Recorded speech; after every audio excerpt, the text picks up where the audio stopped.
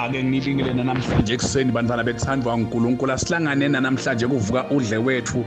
Sikhuluma phasi isihloko lesithi umlando welibandla. Itolo ke sibuke libandla lakheka eJerusalema likhula ngemandla, bonke bebashunyayelwa balemukela kahle kakhulu, lanza kakhulu kangangoba emaJuda akuleyo ndzawo alwa baphathi benkolo ebuJuda nebapriesti balwa kakhulu bathi hayi ngeke labantu abayekele, babekhuta babakhalimela kamatima, bababopha babatshela ukuthi abayekele ukukhuluma tinzabatalo Jesu. Kwafika ke la khona sebababulala ke khona, bababopha babenda lokho, basakateka ke Nkosi yami emakrestu ngoba nawo wayesaba agqwala tiganga. Kepha ke namhlanje bengifuna sibuka ke ukuthi ke labantu sebagqwala tiganga babe sebayathula yini. Lazalwane sathane watama ngayo yonke indlela kulichitha libandla la Jesu Kristu, kodwa ke esikhundleni sekuthi lichitheke lalanza kakhulu ngoba labe bahlakadiwe bebahamba nalo livangeli libashisa etimfitweni yonke indzawo labe bafika khona bebalishumayela livi la uNkulunkulu. Lake lafika endzaweni etikhashane kakhulu. Ake ngibekise egameni likaJesu ngeSamaria. Abantu baseSamaria abantu abakethu bebamathi Jesu wakwendlula khona ngesikhathi akhuluma nemfati waseSamaria emthonjeni. Nawufunza incwadi yaJohane chapter number 4. Manje ke uNkulunkulu sothumele ke Philip ukuthi ayobatshela ngekuvuka kwaJesu Kristu, abachazele kahle indlela yokusindiswa ngekukholwa. Ake ngithinze Imisebenzi chapter 8 verse number 6 la kuthi khona abantu baseSamaria balalela nganhlitiyonye.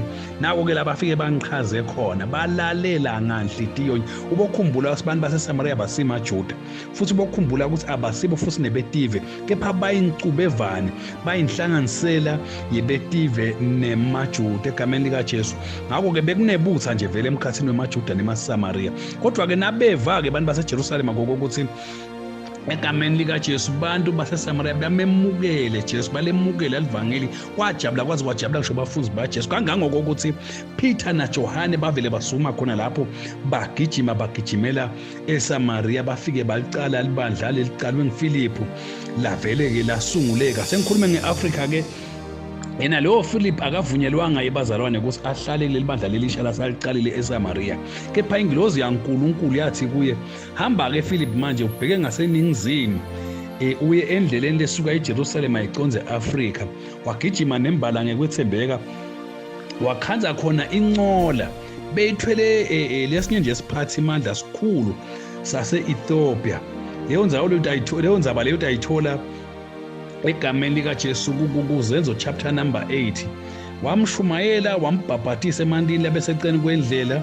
Ngako ke wase uyahamba ke lo mtopiya washona eAfrika, but ke noma singathi ke jake siyathi kona siyaqabanga ngokusinake efike eAfrika walanzisa walahambisa livangeli laNkulunkulu egameni likaJesu. Ake ngengceke ngikhuphukele enzaweni ekuthiwa kuse-Antioch. Labanye balabo bebahlakadekile abantu abakethu baqhubeka baqonza ngase-north, labanye nje baze bawela siqhingi sase-Cyprus. Kudodonke indzawo la bebafika khona bekukhanza ukuthi kunemaJuda la akhe kuleyo ndzawo leyo, bebafike ke babashumayeleke lawo maJuda lawo egameni likaJesu. Labanye baze bahamba bawenza umuntu wase-Antioch bandlulela eSyria, befika bashumayela nemaGreek akhona. Na utawuthola nje kuzenzo chapter number 11 verse number 20, lamaGreek alemukela livangeli lakheka libandla lecala ngca lehlanganisa emaJuda nemaGentiles bantu betive egameni likaJesu Kristu. Lasuka ke libandla laseJerusalema lathumela Barnabas. Lathi awugijima eBarnabas uyohlola athi ukuhamba njani. Wafika ke Barnabas wamangaliswa ngumusa lomkhulu waNkulunkulu ngendlela wawusebenza ngakhona. Yathi libandla lase-Antioch lalidume kakhulu ebazalwane, lalidume ngetinto letithi aseke ngithinze nje letinzathu lalidume ngato egameni likaJesu. Okokuqala angiveteke lo silibandla lase-Antioch yilo ke lilaqala kubita abantu ngekwekuthi ngemaKristu.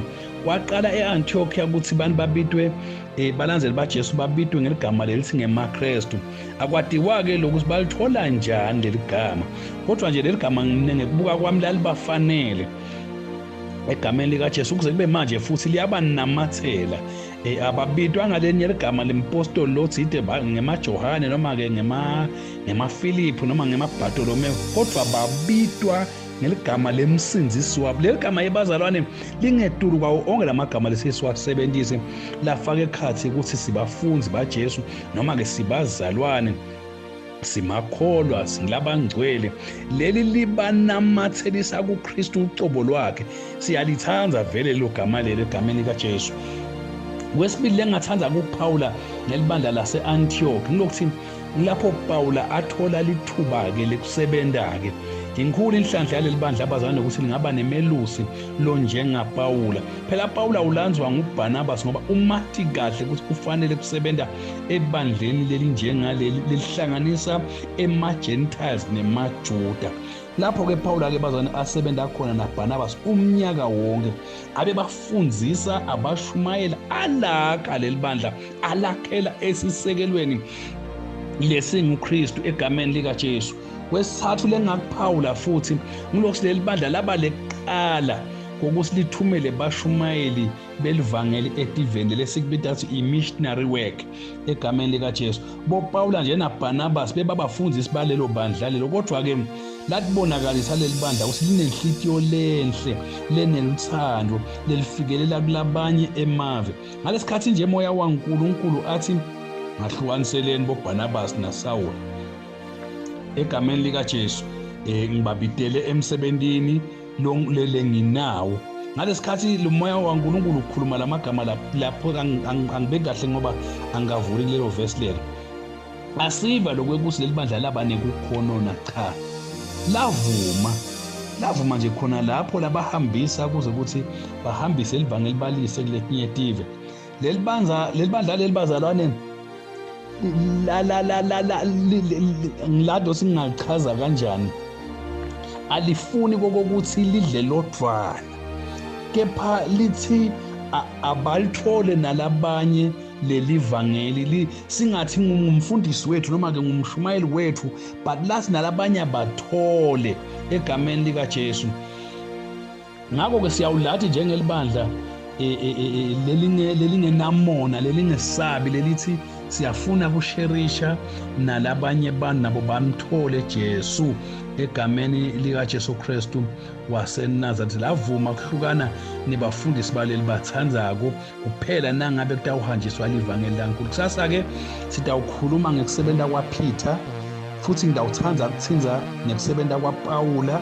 Ikakhulu ngifuna ukukhuluma nge-first missionary journey, second missionary journey ne-third missionary journey. Sisekani nje.